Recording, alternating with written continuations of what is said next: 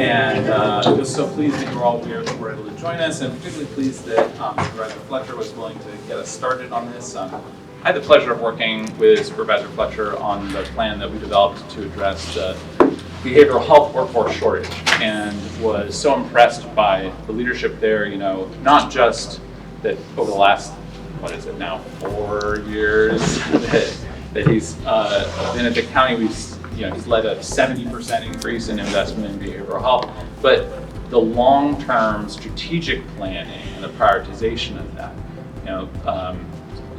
Supervisor Fletcher is the first supervisor in 74 years to have been elected to 2 consecutive terms as chair, and there's a reason for that. No one else wanted it.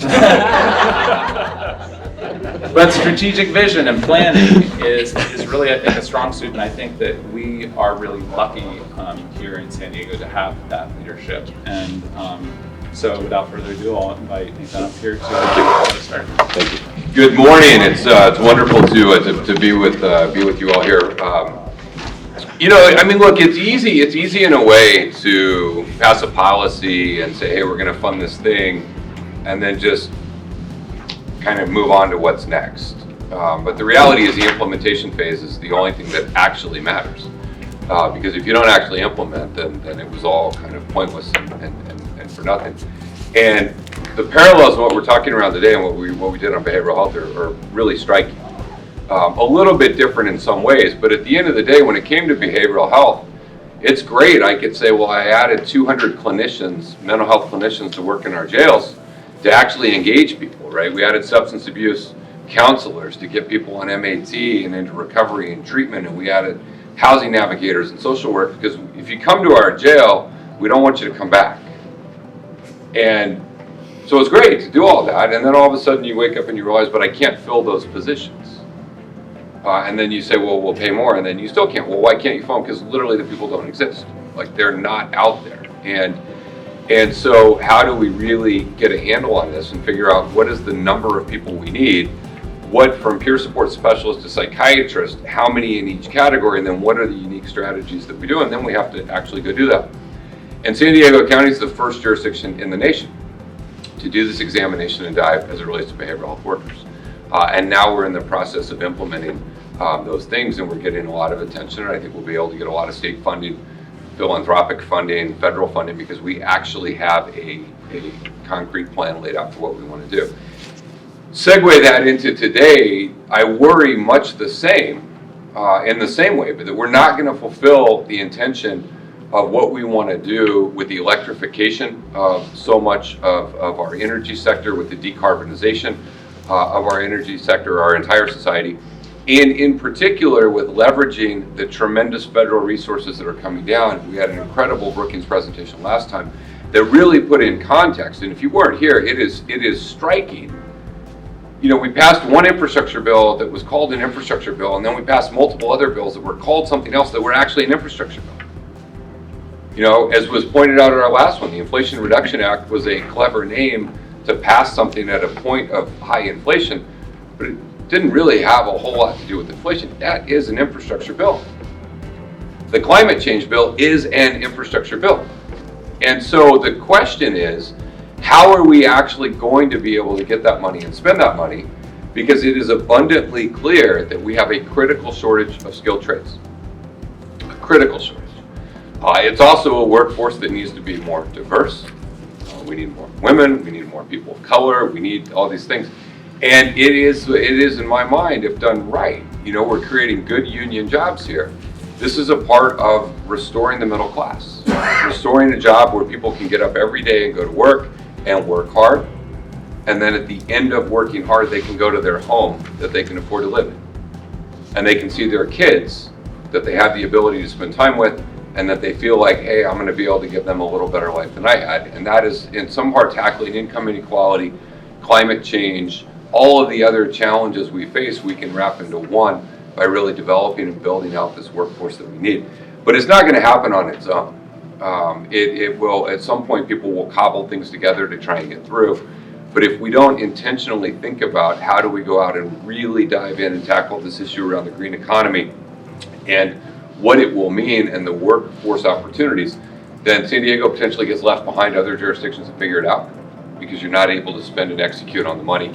And we're missing a lot of the real lasting value of so much of what's happened. And so I'm excited. I don't want to truck people in from other areas of the country. I don't want to have substandard wages and working conditions for folks. I want us to seize this moment, the next decade, money that's going to roll out for a decade to really build out the middle class and a good workforce. And so, I think that's a huge opportunity and a part of what we're really here to talk about today. How will we use the green investments to grow our economy? Both the investment on itself, and second, how do we use it to transition our workers to help them prosper? I think there's a lot of folks that are in low-wage service jobs that have provided a path to get a trade and a skill would be able to do it. I think there's a lot of engagement with high school and community college students to say, hey, maybe you ought to think about coming into this line of work. I think there's a reset we need, from an education standpoint. We kind of feels like we adopted that everyone has to go to a 4-year college in order to have success in life. Yeah. And the reality is that's not true, right? I mean, if you're just looking at the economics of the job, that plumber is going to make more money than the adjunct professor. And so what are the opportunities? The other thing is I got 5 kids. I'm going to tell you right now, not all 5 of them are necessarily going to go to a 4-year college. Every kid's got different skills and talents and abilities. But how do we go to that single mom that's working at Jack in the Box and say, hey, there's a path for you in this economy. There's a job for you.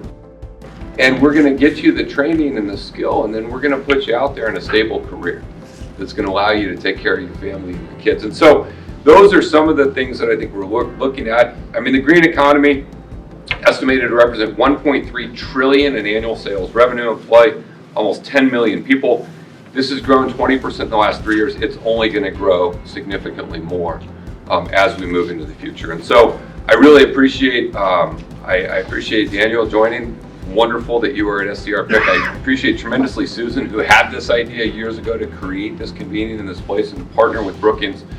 And always super appreciative of our Brookings team, who early, I had a 2019 report talking around this early, came out and visited with us just a few months ago to go through these. And then each and every one of you who are here representing your individual agencies and jurisdictions, it's not a problem that county government is going to solve.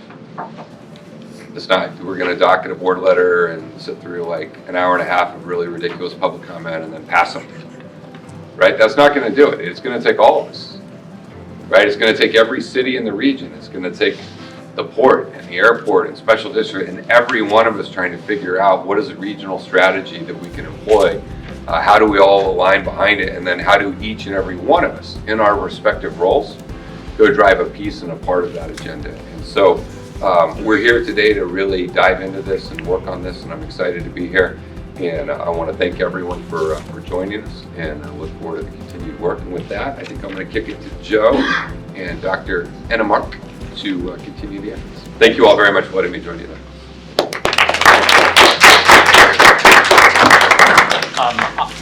I'll just do a quick framing of this that I'm really open to pushback on, and I'm really interested in your feedback on this. But I see this opportunity as 4 parts. One is to be ready for the funding and to compete for the funding that's going to be accessible from federal, state, local, and philanthropic sources to support the greening of the economy.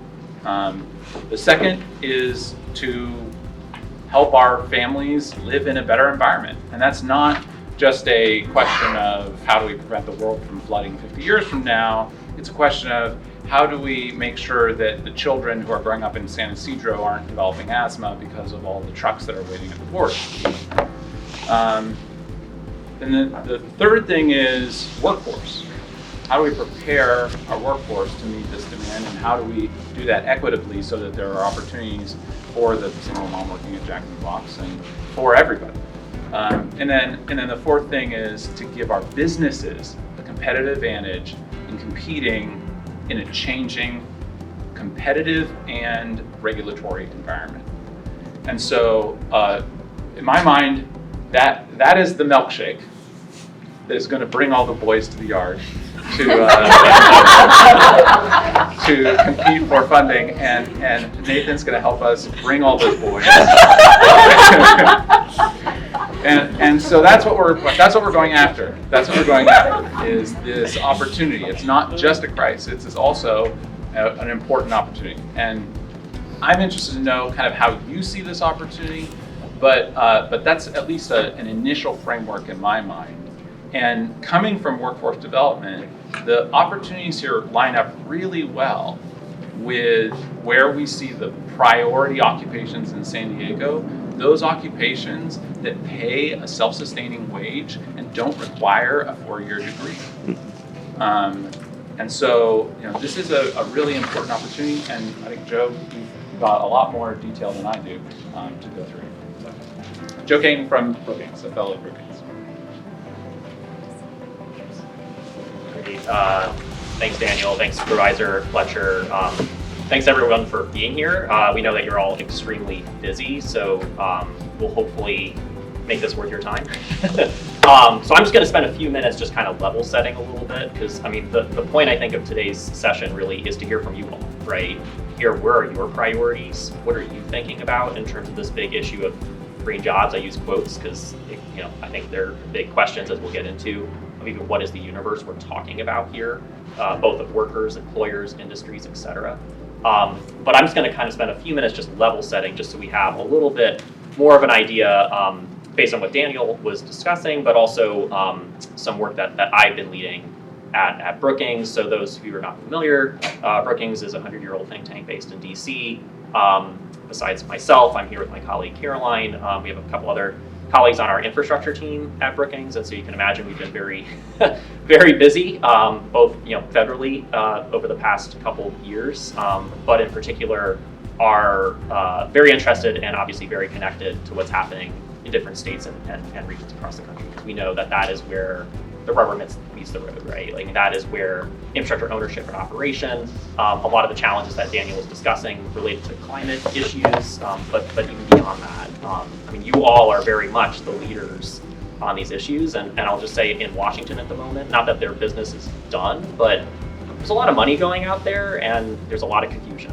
And there's just a lot of, I think, I at least personally have concern that a lot of places just aren't ready, right, to harness this amid kind of these big transitions we're seeing. So I think you may have a printout in front of you that I credit the PIC team for printing out, but of a recent report I did back in December on kind of defining the infrastructure workforce. You can find this also online. If you just Google my name and Brookings, and you'll find that completely accessible.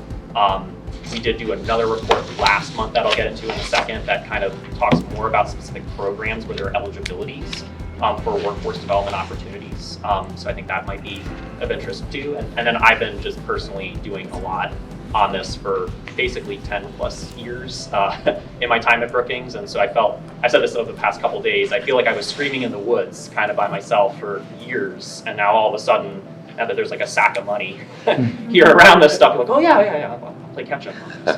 It's like, all right, we'll try to see what we can do. So anyway, so the next two slides. So I think as Daniel was describing and Supervisor Fletcher, we're undergoing a transition, right? I think, economically and technologically. And I think often we hear about this, at least in the scope of sort of green jobs or sort of the clean economy, different terms that we use for this. But we think of it in terms of like solar installation, right? Wind turbines, the transition to electric vehicles, right? And manufacturing.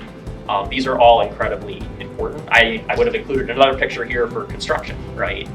For how are we going to retrofit our buildings, right? To be more efficient and sustainable over time. So huge change here that I think is not only hitting the country and the world really, but obviously is going to play out in different ways in different regions over time.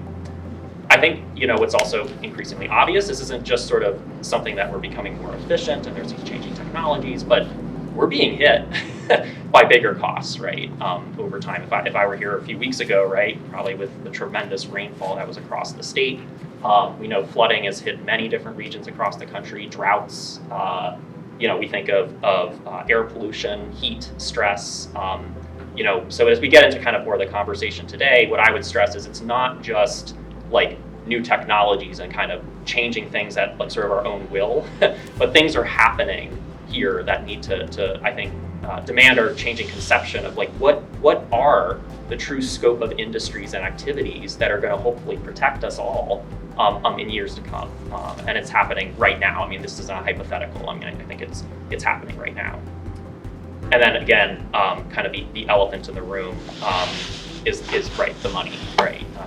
Obviously in various forms of legislation, all of which have different connections to infrastructure and climate. There isn't one single bill, right, that is the climate bill, right? I mean, there are so many different dimensions of this with huge potential generational impacts. Again, the question is how are different places, particularly the San Diego region, going to be ready to harness this money and be competitive to actually get that money? So turning more specifically to green jobs, anyone, I don't want to get into like the research because I'll put you all to sleep, but suffice to say, this is an issue that has been researched extensively over many years. This is just a sampling of all the different reports that have come out from associations, academics, policymakers, planners all across the country and internationally too. And it's all to say, like, we still haven't like cracked the code on this, right? And I think, part of the challenge, more with my economist hat on, is there's an obsession with kind of like the bean counting of this. I think of well, this is a green worker, right? And we're going to count how many green workers there are. And it's like, well, it's not that easy, right? Because who is a green worker? What does green even mean? And how does that change over time, right? We're not looking at a snapshot here. I mean, this is a transition that's unfolding in different ways, evolving in different ways. So how do we conceive of that in ways I think that resonate, hopefully for the region, but obviously for the country too. But I'm happy to get into any more detail on any of these. The one that I'll just point out, sort of in the middle here on sort of advancing inclusion through clean energy jobs, that's the report that I did with my colleagues, Mark Muro, Adit Tomer, Ranjit Shikram, 4 years ago now. Getting past that. That just looked at clean energy, and that was complicated enough. I think what we'll talk about today, this is not just energy, as Daniel was saying. I mean, there are ramifications for transportation, construction, manufacturing, et cetera. And again, as I mentioned before, these are the two reports that we just came out with that while they focus on sort of infrastructure, when I say infrastructure, I really mean transportation, water, energy, broadband, kind of our whole built environment. There are huge ramifications, I think, for how that connects to climate and how we better manage our built environment. So again, I encourage you to check these out online. I think turning to kind of more of the challenges here, and we'll get into this more of just not just sort of defining what these jobs are and who needs to be at the table. Understanding that there are some pretty big barriers that have to be overcome for individual workers and employers in this space. A statistic I like to cite is 87% of infrastructure workers, many who are in the skilled trades, they need some level of on-the-job training, right? So this isn't just a simple matter of just getting people into educational sort of programs and they're done in like 2 or 3 years. I mean, we've got pretty big experience requirements here, and the onus is going to be on the employers, not just educators, to provide that experience, to provide those pathways for workers who are both, to be clear, not just new prospective workers who are younger students, for example, but existing workers too, who are going to have to transition, and the nature of work is going to change. So we do really need to think about that of continued learning. And I think the demographics in some ways, unfortunately, speak for themselves in the sense of underrepresentation, marginalization of many of the talent that is out there that just can't find good work. We know particularly following the pandemic, women have been hit extremely hard in terms of unemployment, underemployment. The fact that, as you can see here, less than or fewer than 1 out of every 5 of these infrastructure workers are women, right? When we think about 1 out of every 2, right, nationally in other industries, like that's a concern, right? The net is not being cast wide enough, and I think there are many different reasons for this, including sort of hiring norms and cultural norms, and certainly we'll get into sort of supportive services. It's easy to say, well, you should become an electrician if you're unemployed. It's like, well, I don't have childcare, or I can't get to the job site. What does that mean? It's not a simple matter of like, well, you just become an electrician, right? Like you got to get experience, you've got to transition to this work. So I know we'll get into some more of that as well. Just a quick, there's a lot on this slide, somewhat intentionally. This is from that second report I had mentioned on just all the different agencies and programs where there is a workforce connection just within the infrastructure law. So the Infrastructure Investment and Jobs Act, or IIJA. So there'll be a lot of alphabet soup here of abbreviations. But this is just to show the more than a dozen federal agencies. There are about 400 total programs within the infrastructure law alone that help support our infrastructure period across the country. This is huge credit to Caroline, and in particular for going through 1,000+ pages of a PDF, so you do not have to. Of those 400, almost a quarter, 72 of them, have something to say about workforce, training, apprenticeships, CTE. So when people thought, well, when the infrastructure law was passed, this was a year plus ago, and I don't know if you've heard about the Build Back Better framework, right, where there's a lot in there on workforce, for example. People are like, well, because that didn't pass, there's no workforce, right? Like, we're just gonna cycle all this money to projects. Not true, right? If you actually go, which a lot of people will not because it's very painful, as Caroline can say, will not go through the full PDF to be like, well, hey, like there are a lot of programs that have eligibilities, flexibilities for spending on workforce development. So we've gotten a lot of interest from other regions, not just San Diego, of just better understanding, well, hey, what am I eligible for here, right? How could I not just use this for projects, but how can I use it for people? So that is, I think, something, as we think of the funding sort of potential here, you know, it shouldn't be an either or of like, we're gonna do projects or we're gonna help people, right? It's like, how are we gonna help people as we execute on those projects, I think is the goal. And I know among the federal agencies themselves too, in conversations I've had with them, they're trying to figure this out as well. It's not like everyone knows exactly how this is gonna play out. There are, as you can see, hundreds of different programs here.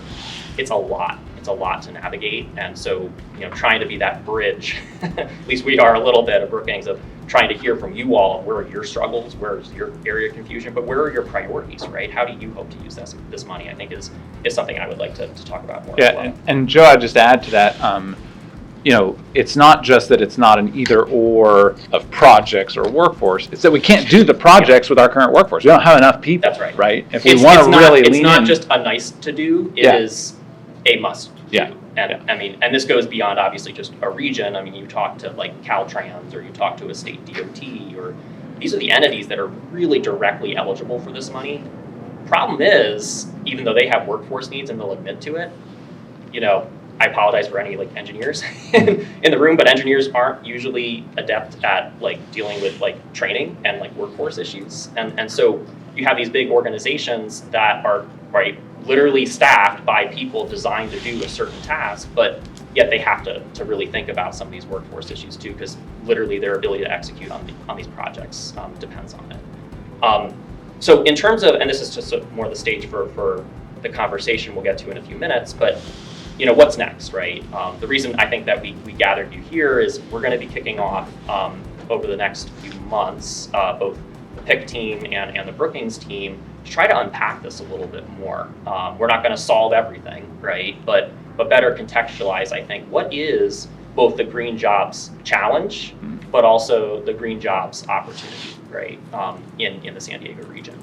And that's not just up to us, right, I think, to define that, right? And that's why we have you all in the room. And we're also going to be connecting with a lot of other leaders across the region, including those in community-based organizations, educational institutions, employers, and others, right? To get their sense of what are their aspirations here, right? How do we better not just like react to this, but how can we be more intentional, as Supervisor Fletcher was describing? And so these are a few areas that come to mind, and I think will come up in our conversation today. But clearer measures, right? And this isn't just like an academic question, right? Of, well, how do we define this, and what, you know, data sets do we use? But literally, like, what are the universe of workers and industries we're talking about here, and which ones really, really matter, right, to the economy of a region?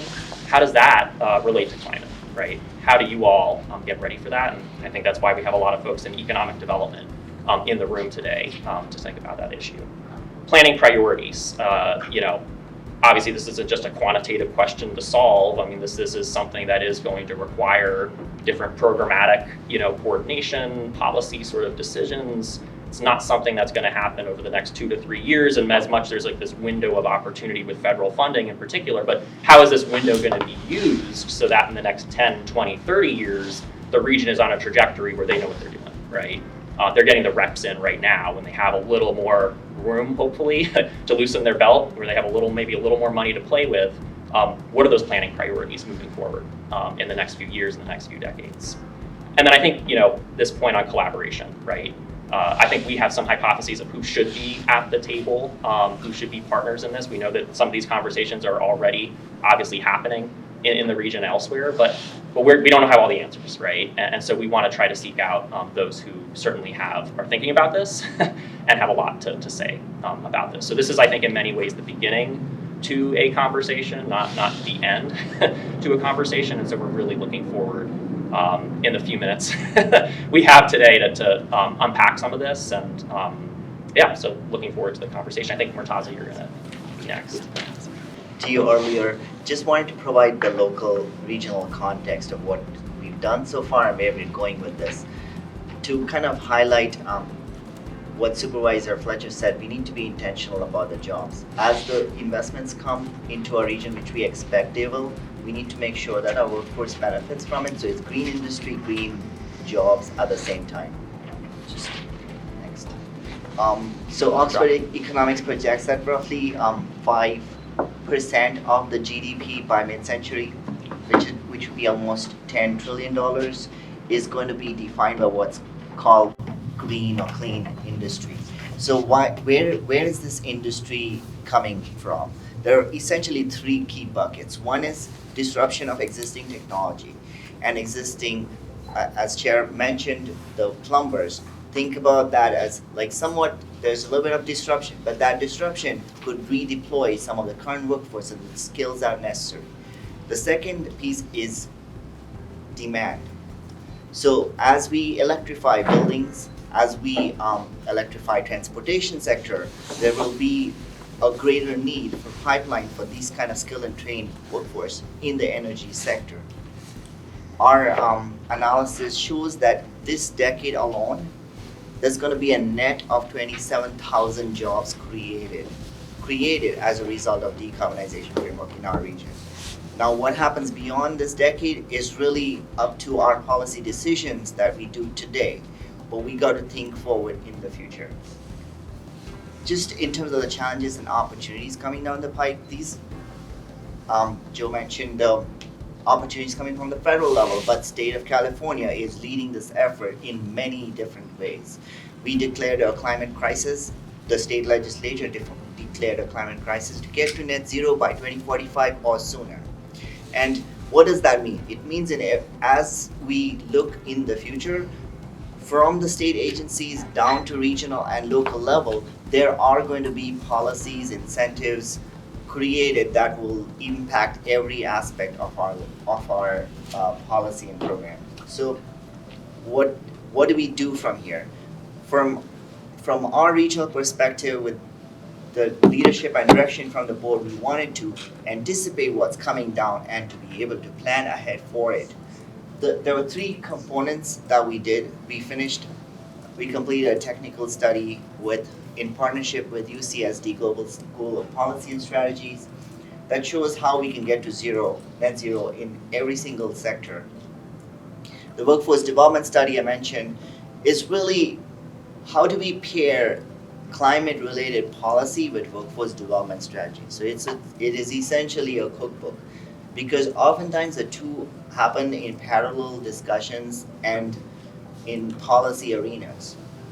We have, especially in the case of, say, California, some of the problems that have arisen with regard to workforce in the rooftop solar industry, because there was not really a proactive linkages between that and the creation of pipeline for trained and skilled workforce with apprenticeships and career ladders. So we have to anticipate that these kind of disruptions in the economic system are going to lead to both the pipeline of workers, but also disrupt the current set of workers. The third thing, so what we did was we're looking at it at different scales. It's not just a question for a city or the state, but when you look at how decarbonization is going to affect our lives, it's going to be individually, it's going to be businesses, it's going to be communities coming together, and then us as a region. So it's not just a jurisdiction acting in silos or what is the regulatory authority of a particular entity, but really partnerships. Partnerships that train our workers, that make sure that these jobs are accessible for our local communities. And then as we chart it out into the future, that there is enough in terms of the career advancement that retains but also attracts. I think Joe mentioned there aren't enough workers, Dan mentioned enough workers. Well, who wants to, in high schools, go in and say, well, you gotta do this kind of a heavy blue collar work, but then you're paid a minimum wage. Most of the kids, we got to be able to make, and not just attract them, but to be able to make sure that there's a pipeline that they will continue to flourish and support a middle class family into the future. So that's what a job looks like. It's not just about a green job, but also about a high wage, high road green job. So that was the intent of the workforce study. These are the different pathways Joe mentioned. That's not just energy, but it affects every aspect, every kind of job that is going to be created in the future. That job could be a green job, a good green job as well. This is roughly where we are right now and where we're going. We completed the studies, but I think the proof of the pudding is in the actual eating. The implementation, as the Supervisor Fletcher mentioned, is where really the crux of this is, unless we actually create the jobs, it is just talk. It's not intended to be a study. So the way we are thinking of it is breaking down this implementation strategy into a specific set of tools and policy that address that address what we can do. So this is where funding is really critical. If there's DOE funding for certain applications, such as a geothermal district in certain areas of the city, or if there is community solar, how we get food, all these kind of things. If there is, we can tie our local initiative to a funding program, then we could do things that we would not otherwise do. That's also the key ingredient of getting everybody together, is because then we are more competitive in terms of attracting these grants. So with that, I'll stop. I think this will come up, and I have Elise Ruiz working on the water project. We're working on several other projects too, but they're all somewhat related to decarbonization and infrastructure. Thank you so much.